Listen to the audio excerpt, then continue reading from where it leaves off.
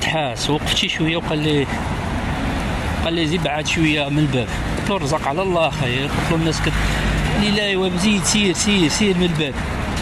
قلت له الرزق على الله. قال لي الرزق على الله. قلت له ايه واش مأمن. قال لي يا خويا. قلت له الناس حنا عندنا في بلادنا ترحب بك تجبرك مع الباب عيده تقول لك دخل الحانوت تيفوت الدحاس. نتوما قلت له تستكبر وتزيد تحمقون هنايا. اذا قلتها له خرج بحالي فهمتي. والله ديما اخلاق وصافي.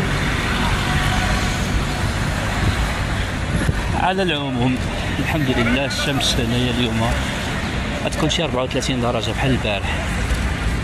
الشمس حاره شي شويه شي شويه صافي حاره.